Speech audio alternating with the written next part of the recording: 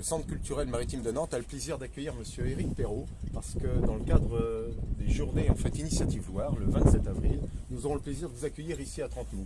Alors pour qu'on puisse mieux vous découvrir, Monsieur Éric Perrault, vous êtes finalement une figure emblématique malgré tout, en tout cas de la photographie, puisque place de la Cathédrale, vous tenez un des derniers magasins en tout cas pour la photo argentique. Un petit clin d'œil comme ça quand même en passant. Oui, tout à fait. C'est effectivement, on dit avec humour que c'est le dernier magasin argentique de l'ouest de l'Europe, mais on va dire que nous sommes un petit peu à l'ouest.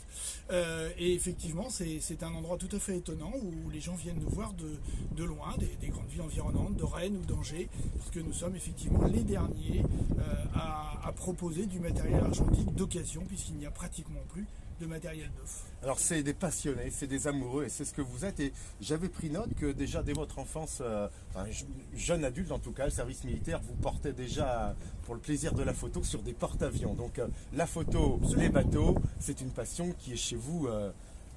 Oui, c'est un petit peu un hasard. C'est vrai que j'étais jeune photographe et que j'ai fait mon service militaire sur le porte-avions Clémenceau, où j'étais chargé du reportage et où j'ai eu la chance de photographier des tas d'événements, comme l'une des premières revues navales qui a eu lieu en 1976.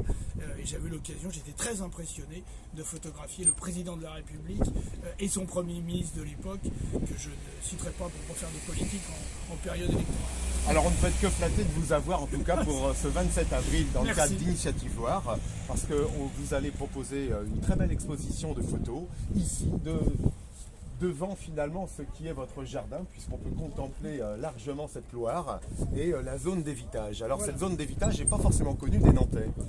Effectivement, c'est un endroit un petit peu surprenant. Alors on voit toujours lorsque un bateau vient tourner, puisque la zone d'évitage, c'est la zone où les bateaux qui font plus de 100 mètres de long viennent faire demi-tour pour se retrouver au port à bois ou au terminal céréalier. Et effectivement, il y en a à peu près une centaine par an, mais effectivement ça peut être de nuit, ça dure très peu de temps, ça dure une dizaine de minutes, et lorsque l'événement arrive et qu'il y a des gens sur le quai ou aux terrasses des cafés, tout le monde se lève avec son portable parce qu'ils n'ont jamais vu ça. C'est très très impressionnant.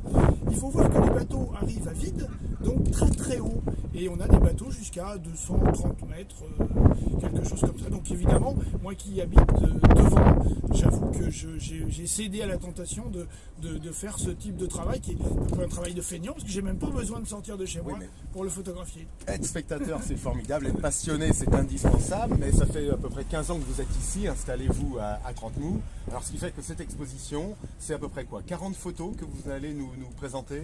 Voilà, c'est une quarantaine de photos présentées sur acier, une sélection de photos qui sont alors une explication de ce qu'est l'évitage, et puis aussi évidemment un petit peu de poésie, parce que on voit des marins tout petits. Ça me fascine toujours de voir ces personnes qui sont sur d'énormes bateaux, qui viennent de très très loin en général, puisqu'il y a beaucoup de bateaux philippins avec des pavillons qu'on ne connaît même pas d'ailleurs, en tout cas nous néophytes, parce que je reste un néophyte tout de même, et c'est vrai que c'est très très impressionnant. Donc il y a des images qui sont un petit peu plus poétiques, qui font rêver. L'idée c'est de faire rêver, parce que ce sont des gens qui ont fait des grands voyages et qui viennent tourner comme ça devant chez nous. C'est assez hallucinant.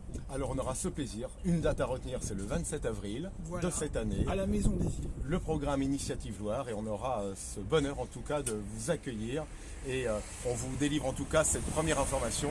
Éric Perrault, on vous remercie. Merci beaucoup. Longue vie à l'Argentique en tout cas, et merci de nous confier en tout cas ce que beaucoup de Nantais ignorent ici, cette zone d'évitage. Ça sera une très belle exposition.